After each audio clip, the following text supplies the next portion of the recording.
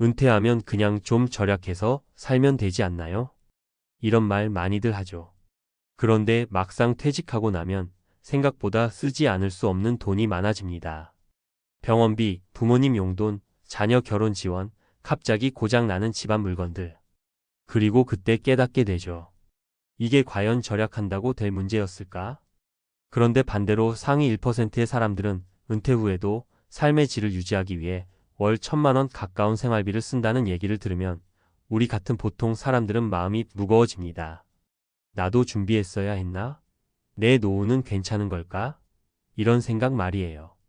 오늘은 이 이야기 한번 나눠볼게요. 상위 1%는 노후에 얼마를 쓰며 그 삶은 어떤 모습일까? 그리고 우리는 현실적으로 어떻게 준비하고 어떤 선택을 해야 하는지 세 가지 사례를 통해 구체적으로 이야기해 보겠습니다. 상위 1%는 은퇴 후에도 소비를 줄이지 않는다. 첫 번째로 짚어볼 건 소비의 수준입니다. 상위 1%는 보통 은퇴 전에도 연 35억 원의 지출을 하던 사람들이에요. 그리고 은퇴했다고 해서 소비를 줄이진 않습니다. 왜냐하면 삶의 질을 유지하는 데 더 익숙하기 때문이죠. 국내 한 금융기관 조사에 따르면 상위 1%의 은퇴자는 월 평균 약 800만 1,000만 원의 생활비를 지출하고 있대요. 이 안에는 고급 아파트 관리비, 건강검진과 병원비, 골프장 회원권 유지비, 자녀 지원금, 여행 경비 등이 포함됩니다. 그런데 여기서 중요한 건 그들은 그만큼 자산과 현금 흐름을 이미 만들어 놨다는 거예요. 퇴직 후에도 임대소득, 배당소득, 사업소득이 끊기지 않도록 수십 년간 준비해 온 거죠. 자, 이제 현실적인 사례로 내려와 볼게요. 사례 1. 59세 대기업 임원, 나는 상위 1%가 아니었다. 김 부장님은 대기업에서 30년 넘게 근무하셨어요. 연봉도 높았고 퇴직금도 꽤 나왔습니다. 본인은 중상 위층이라고 생각했죠. 퇴직 후엔 부인과 강남 아파트에 살면서 여유 있게 골프도 다니고 아이 결혼도 도와주고 부모님 병원비도 드렸어요. 그런데 3년 만에 현금이 말라버린 겁니다. 그때 깨달았어요.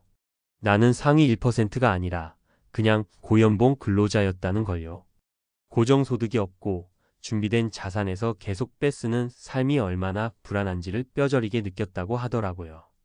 결국 강남 아파트를 전세로 돌리고 외곽으로 이사해 임대 수익을 만드는 구조로 바꿨습니다. 좀 늦긴 했지만 이제서야 은퇴 설계를 다시 시작했어요. 사례 2. 62세 개업의사, 병원 닫고 나니 불안감이 몰려왔다. 박 원장님은 지방에서 25년간 내과 병원을 운영했어요.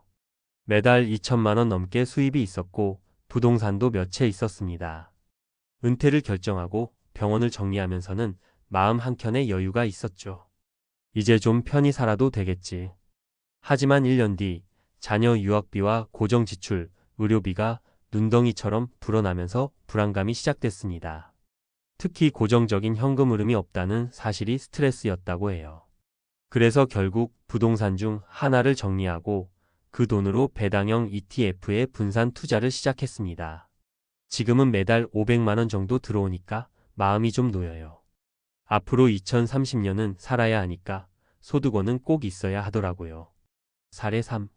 57세 학원 원장 부부, 은퇴는 한순간인데 지출은 계속됐다. 이 부부는 20년간 서울에서 영어학원을 운영하며 꽤 많은 수입을 올렸습니다.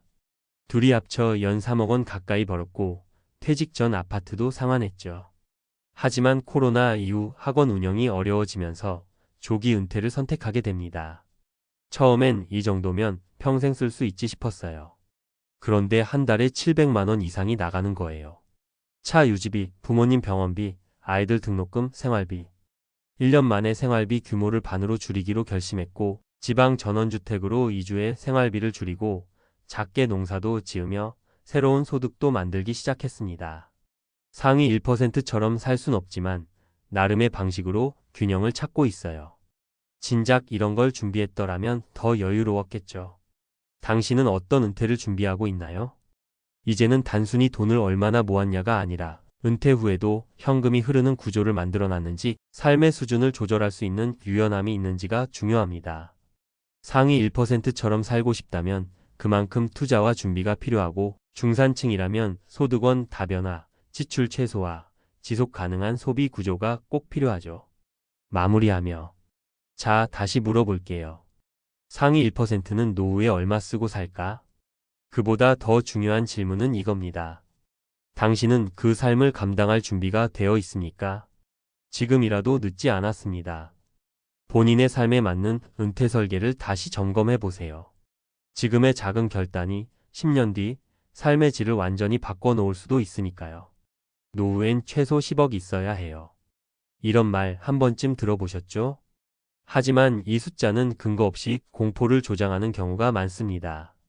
과연 정말 10억이 필요한 걸까요? 아니면 어떻게 쓰느냐가 더 중요한 걸까요?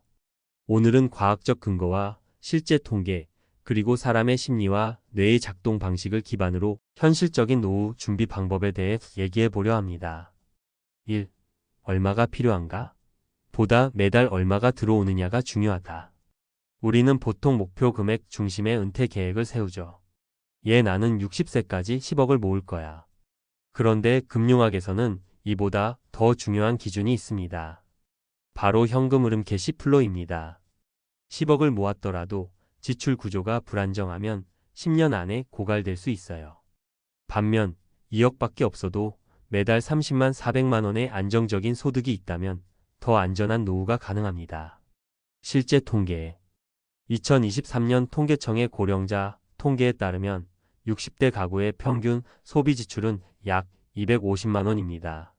하지만 자녀 지원, 의료비, 예비비 등을 고려하면 실제 필요한 금액은 월 30만 350만 원 수준. 이를 위해선 연금임 대소득, 투자소득 등의 안정적인 흐름이 필수입니다. 왜 사람들은 노후 준비를 미룰까? 마이너스 행동 경제학의 함정. 나중에 벌면 되지 뭐. 아직 시간이 좀 남았잖아. 많은 사람들이 은퇴 준비를 미루는 이유는 단순한 게으름이 아닙니다. 행동경제학 비헤이비어럴 에코노믹스에 따르면 인간의 뇌는 단기 보상 쇼트 마이너스 텀 리워드에 더 민감하게 반응하고 미래의 불확실한 손해는 과소평가하는 시간, 할인 타임 디스카운팅 특성이 있습니다. 즉, 당장 커피 한 잔의 즐거움엔 지갑을 열지만 20년 후 병원비나 생활비 부족은 그땐 뭔가 되겠지 하고 넘기는 거죠. 과학적 배경 뇌의 전전두 옆 프리프론털 코텍스는 장기적 계획을 세우는 역할을 하고 측좌행 누클리어스 ACCUMBNS는 즉각적인 보상에 반응합니다. 노후 준비는 전전두엽의 작동을 필요로 하지만 일상 속 소비 유혹은 측자액을 자극하죠. 그래서 은퇴 준비는 의지력보다 시스템 설계가 중요하다는 결론이 나옵니다. 3. 노후 준비의 핵심은 자동화된 시스템이다. 그렇다면 어떻게 해야 뇌의 단기 욕구를 이겨내고 장기 계획을 실천할 수 있을까요? 해답은 바로 자동화된 금융 시스템입니다. 실천 가능한 전략 3가지. 자동이체로 연금 저축하기. 의지를 믿지 마세요. 통장에서 먼저 빠져나가야 합니다. 매달 소득의 1020%를 자동으로 적립식 ETF나 연금 계좌에 투자하세요. 필수 생활비만큼의 현금 흐름 자산 만들기. 월 20만 300만 원의 배당, 임대, 소규모 사업 수익을 목표로 설정하세요. 쌓는 돈보다 들어오는 돈이 훨씬 든든합니다. 노후 소비 습관 미리 경험하기.